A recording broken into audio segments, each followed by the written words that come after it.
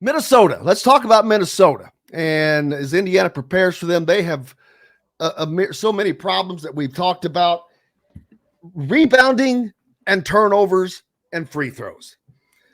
I bring those up because those have been just gigantic problems for Indiana. But rebounding is all about effort and blocking your guy out. It's a simple thing, man. I don't care if you're playing rec ball at the hyper or what. If you don't block people out, they're going to out-rebound you. And if they out-rebound you on the offensive end and put the ball back in, that's in essence a turnover. And those second chance points are like points off turnovers. I had somebody reach out and messages me the other day saying that points off turnovers is an insignificant stat. And I'm like, you're out of your mind. Not only is it a lost possession, it's a lost possession without having the opportunity to score. So and if the other team scores, that's in essence a 4-point swing. Now, yes, is it the same off of a missed shot? Yeah, but you have the opportunity. So, but this Indiana has got to straighten and the ball and the turnovers. Man, they're just can't. I don't think they can hold on to the ball if you put a handle on it, Tyler. Yeah, it was a miracle they beat Ohio State getting out rebounded that much in that game. It was one of the craziest stats I've ever seen to still come out with a victory. But as far as taking care of the ball, it's been night and day from home and on the road. It was comforting to hear that you did have them winning one more road game, because I'm not even sure they'll get that the way they've played on the road. But that Penn State game is that possibility probably. But the silver lining as well for Fridays, Minnesota does turn the ball over as well. Both these teams are kind of in the same 12 and a half turnovers a game. So I would like to see Indiana come out with some aggressive defense like they did at the end of the Rutgers game.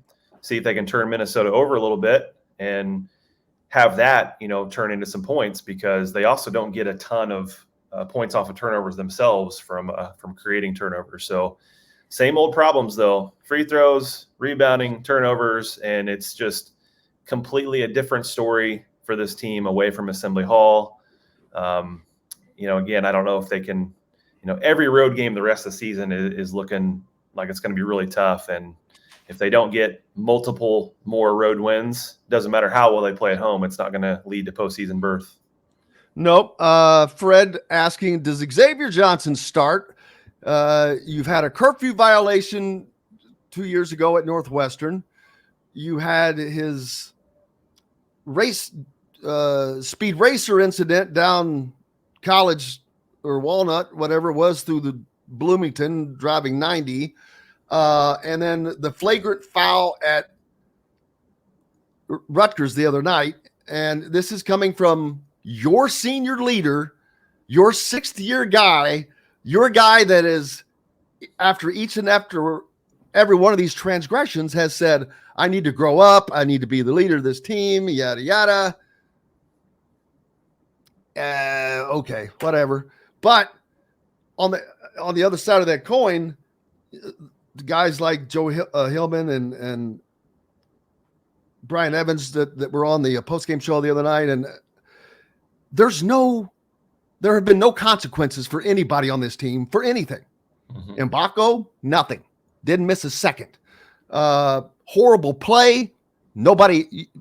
The only reason you hit the bench is if it's at a certain time mark in a game and you're coming out because everybody's coming out. Not only do I wonder if Xavier starts, does Mike Woodson continue with this same substitution pattern strategy? I know he doesn't pay attention to any of this stuff out here, which I don't blame him, but so he's not affected by that. But I do know that assistants do. I know for a fact. Mm-hmm. I've gotten a text before that was simply a picture of a laptop with the show up while we were doing the show. No text, no comment, just that. So they know what's going on. Now, I don't know. I don't think any of that is related to Woody, because I don't think that they're questioning anything about his substitution. And yesterday when I was talking to Rick Bozich about it, I, I, I acknowledge everybody knows that you need to substitute. Everybody else does the same thing, but you don't have to take everybody out at the same time. Mm-hmm. You're bringing in an entire quote unquote second unit. Dude, you're not bringing in, like last night, the Pacers, they got 3 guys off the bench that score in double figures. Benedict Mathurin is coming off the bench. You don't have a Benedict Mathurin coming off the bench. Yep. You don't have a TJ McConnell coming off the bench. You don't have a Jordan Nora coming off the bench. All those guys gave double figures. And for Woodson to say the reason he does it is, I got to give these guys a blow, and I went to the bench, and I've had some success here and there. Mm-hmm. Well, here and there sounds very sparingly, number one. So that tells me, yeah, I'm going to keep doing this because I've had a modicum, a little bit of success.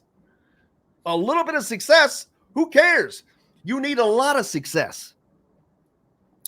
Yeah, and I know there's some fans who don't pay as much attention to some of the numbers, and maybe they even get frustrated with the talks of analytics and things like that. But it would not be hard at all to look at net ratings of lineups, and at least for the assistants on the staff to look at, hey, when these 3 guys play together, we're a negative whatever, and maybe we should look at some different combinations when we are resting guys. That would not be that difficult to do. I thought for a few games there, he was doing better, in my opinion, at the subbing, but then last game had that kind of hockey style line of 4 guys out. And I don't know if he pays attention to the outside noise, but he definitely is getting a little frustrated when he's asked the question. So he's definitely aware of, the frustration coming from, fans, because he even mentioned fans and media alike as far as questioning that. So when it comes to Xavier Johnson, I would imagine he's going to start and play. I think a lot of people would like to see him at least not start the game to send a message there, but I don't know if anything's going to get through at this point when you're almost 24 years old and playing for a long time. So we'll have to see what happens. And I wonder if this constant fear of losing also supersedes that. So we shall see there. But Indiana needs this win desperately, because if not, it could set off a trickle-down effect, because after that, you've got Purdue, like I said, Wisconsin, and Illinois, those last 2 on the road, which will not be fun, before coming back to take on an Iowa team that is going to challenge them. So